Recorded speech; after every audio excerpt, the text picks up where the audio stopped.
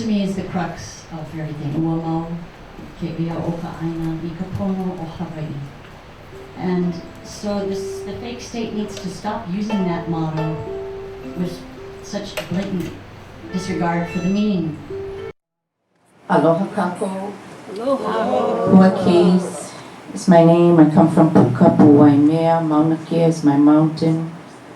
I'm raised every single day of my life on the slopes of that Mauna looking for water with my dad for Parker Ranch. And so that Mauna is my big mama. And in 3 minutes, I'm going to shuffle around here with just what I'm thinking of right at the moment. And what I'm thinking of is what I got out of this meeting, and I'm not sure what you got of it, but what I'm getting out of it is how diverse we are. We come in here, we are not some Hawaiians, we are many different kinds of people. We are just people coming in full of aloha for so many different things. I won't go into everybody's reason. We all have our own for standing. I'm coming into this meeting to practice my self-discipline, because standing in front of you is nothing compared to what I'm going to be standing in front of in the very near future this month as an ex-teacher, full-time unemployed water protector. At the age of about 55, I'm not sure, but I think it was April 2nd, 2015, I faced my first guns for the first time in my life, and I know that others had faced them earlier on the Mauna, and this was on the summit.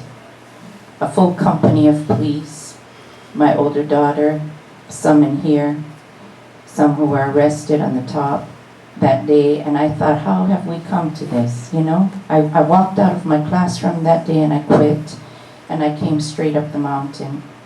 And I remember saying to the police that day, we are going down this mountain, all of us together. Why? Because we have arrestees we have to take care of in the cell block. I never thought I was going to say that, ever, on a sacred mountain on April 2nd, 2015. And what I did say that day was that when I go down the mountain and when the police go down the mountain, think about the conversation on the table that evening. They were going to have to go down and explain to their children and their families what they had done. Many of them on a mountain they are genealogically connected to, descend from, and is significant culturally, traditionally, spiritually to them. Oh my gosh. And I was going to have to go down and rejoice over the fact that I had done that day, that I had stood in the wake of my kupuna.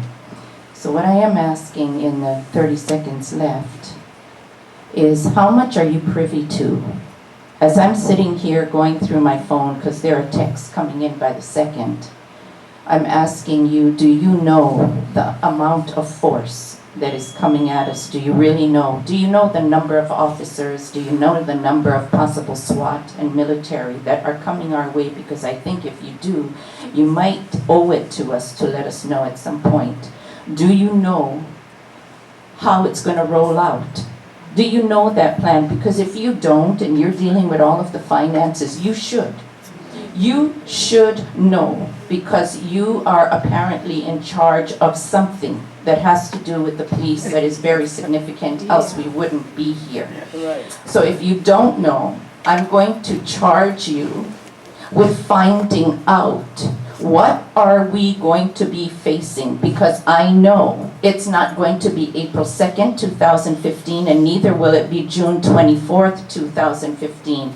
Maybe it's going to be like when my two daughters went to Haleakala, and that was very different. And I think at this time, it's going to be even more. So as you look at all of us today, diverse, local, Kanaka Maoli, non-Kanaka Maoli, but all who are standing for Mauna Kea, if you know what we're going to be facing in the days, in the weeks to come, I think we are owed that. Because if not, we are going up a mountain to stand for what we love and will do anything without harming anyone or ourselves to protect. And what are you and them defending? A conservation permit that never met the 8 criteria to build. Yet it was passed through and rubber stamped, 2 contested cases, 2 Supreme Court hearings, stances on the Mauna, community work every day, and they still passed it. And how do we know that? Because some of us sat in those contested cases in Supreme Court hearings day after day after day, and we know how this system rolls. So what I'm saying is, please, if you know what we're going to be facing, we are your community. We are the citizens here. We are the protectors, yes, and we are loyal to this land.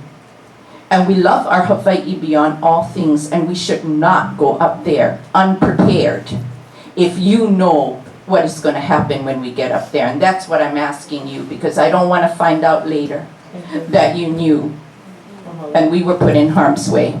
Thank you. Yo! Yo! Yo!